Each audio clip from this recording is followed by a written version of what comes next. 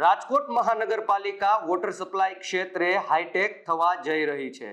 ફૂલછાપ ડિજિટલના માધ્યમથી ઈસ્ટ ઝોનના city engineer Manoj શ્રીવાસ્તવે જણાવ્યું કે આગામી વર્ષથી ઈસ્ટ ઝોનમાં સ્કાડા સિસ્ટમ કાર્યરત થશે.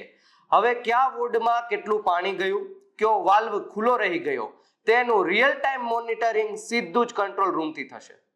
મારું નામ મનોજ શ્રીવાસ્તવ છે. આપણે સિટી એન્જિનિયર પૂર ઝોન રાજકોટ મહાનગરપાલિકા, જે બોર્ડ નંબર પૂર ઝોનને લાગુ પડે છે 4, 5, 6, 15, 16, 18 એના વોટર સપ્લાય નેટવર્ક, આપણે ડ્રેનેજ સિસ્ટમ, તમામ બિલ્ડિંગ નિભાવ મરામત, આપણે રોડ વર્ક્સ અને જે મોટા મોટા પ્રોજેક્ટ બ્રિજ વગેરે પ્રોજેક્ટની આપણે કામગીરી સંચાલન કરીએ છીએ. સૌથી પહેલાં સ્કાડા સિસ્ટમ જે છે ને એક પ્રકાર સોફ્ટવેર છે અને એનો ફૂલ ફોર્મ છે આપણે supervisory control and data acquisition SCADA. એ હાલની તારીખે આપણે રાજકોટ મહાનગરપાલિકામાં ચાલુ છે, પણ એ સોર્સથી હેડવર્ક સુધી આપણે ESRથી જે સપ્લાય લાઈન ત્યાં સુધી છે, જેથી ત્યાંથી એટલી જ ખબર પડી શકે કે આપણે હેડવર્કથી આટલા ml પાણી ગયું.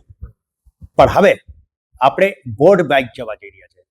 એક બોર્ડમાં કેટલો પાણી ગયો, એક બોર્ડ દરેક વાલમાં કેટલો પાણી જઈ રહ્યો છે, એને આપણે પાણી જે કંઈ આપણે એના માટે જે આપણે સિસ્ટમ છે એ સ્કાડા સેટ કરવા જઈ રહ્યા છે. અને એ સ્કાડામાં આપણે દરેક જે ફ્લો મીટર આપણે દરેક વાલ્વ હશે એની જગ્યાએ ફ્લો મીટર લગાવવામાં આવશે.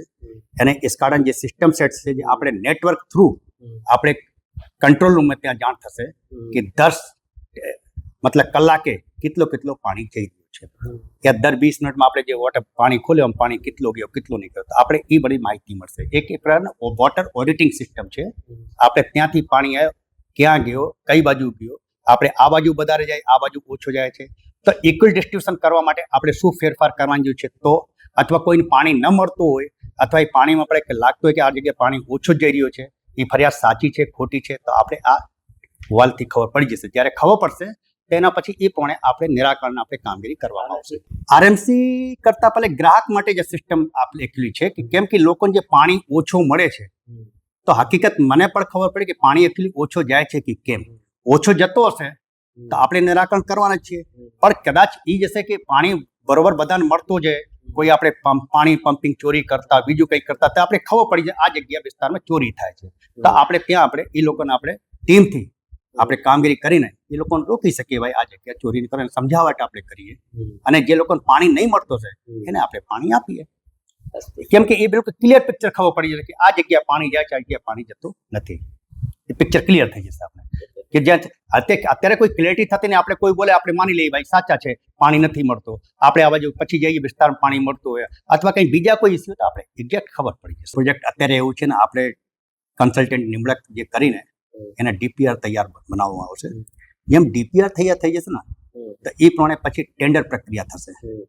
ટેન્ડર પ્રક્રિયા પછી જેમ એજન્સી ફાઇનલ થશે એ પછી જ આપણે આ કામગીરી શરૂ કરવામાં આવશે. એટલા માટે એ yes next year 100% it will be implemented. Okay. Next year 100% it will be implemented. Sure. That I am sure.